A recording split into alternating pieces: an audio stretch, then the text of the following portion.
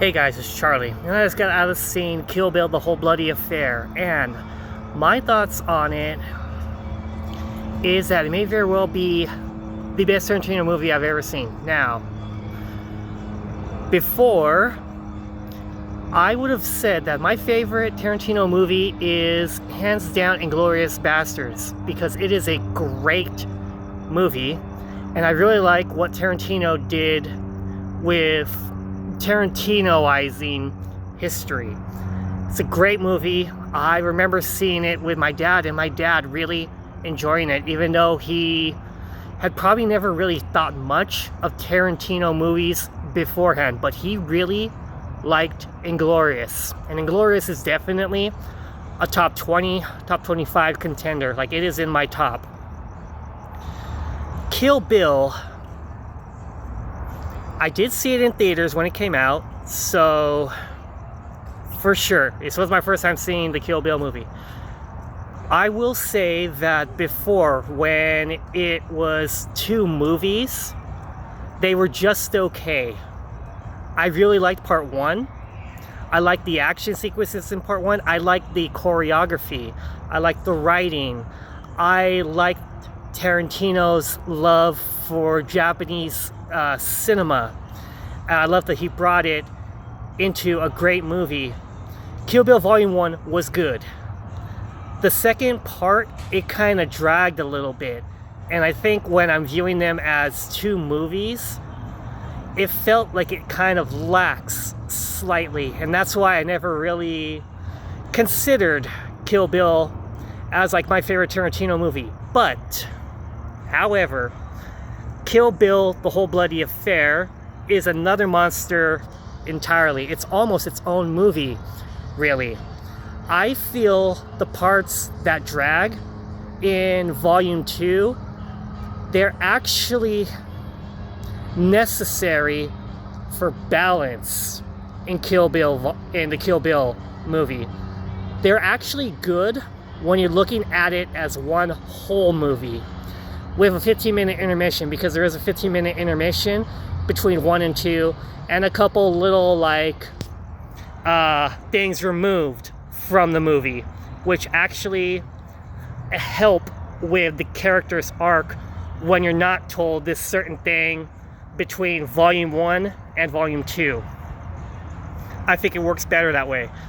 I am going to say that my top 5, let's focus on the top 5. My top 5 favorite movies, Kill Bill: The Whole Bloody Affair is up there. I will say, my number one favorite movie of all time, Back to the Future, the Back to the Future trilogy. We all know this because I grew up loving it. If I was trapped on a desert island with only one movie, Back to the Future, that's my choice. I wholeheartedly will say Back to the Future is the one movie that I want with me if I'm trapped on a desert island, because that's magic in a bottle. I love that movie so much. And the trilogy itself is great.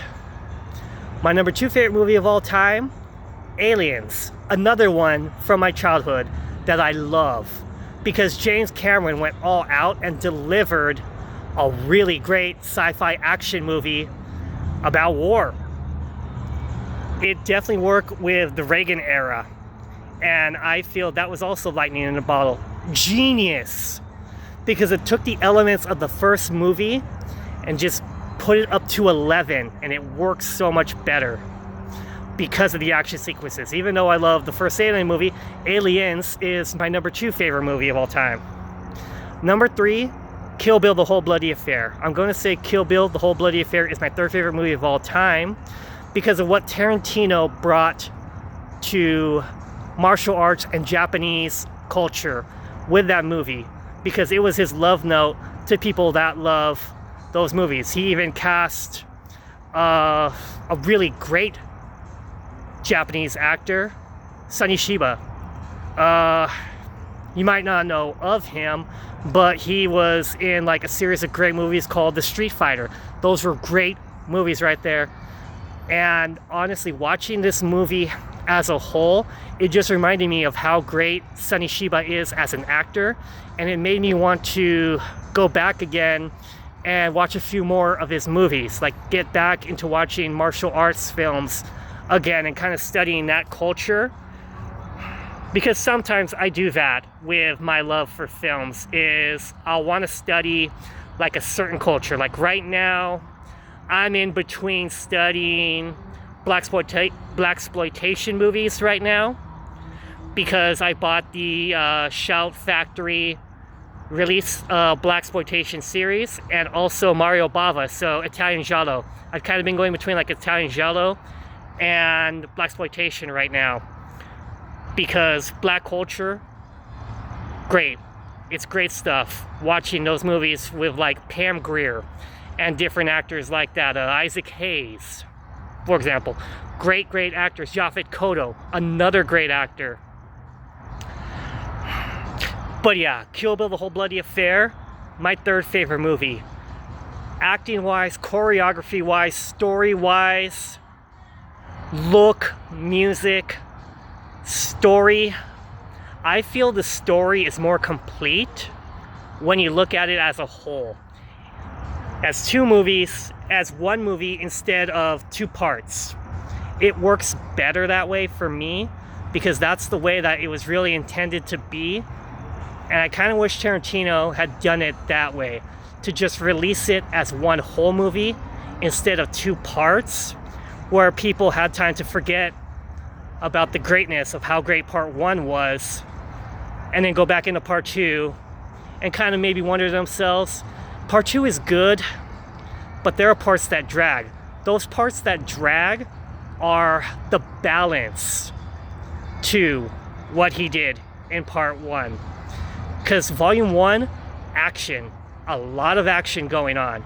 But this part two is more of the balancing act. There were still parts in part two that were good, like basically any of the parts with Pai Mei, and more the backstory that you get with Elle, played by Daryl Hannah. I really like that character a lot more now when I was seeing Kill Bill as a whole movie instead of in two parts. And it's great. So yeah, Kill Bill, The Whole Bloody Affair, top three. Number three in my top favorite movies of all time. Number four, Superman. I'm gonna say Superman is my fourth favorite. The 2025 version.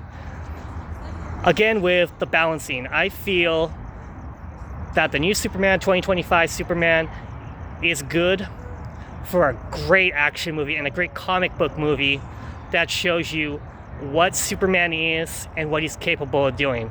It's also good when you balance it with the Richard Donner movie from '78, because that's the origin story. If you feel you need the origin story of why Superman is how he is. And that's what I liked what James Gunn did. He did not just give you the origin story again. He knew people were going to go into the movie knowing the origin because of the Richard Donner Superman movie. So why repeat that formula and just make a movie that balances with it? And that's what I liked about those two movies, is they're the balancing act. Number 5, Guardians of the Galaxy. Number 6, The Long Walk. Now, originally I said Long Walk would be number 3 in my favorites.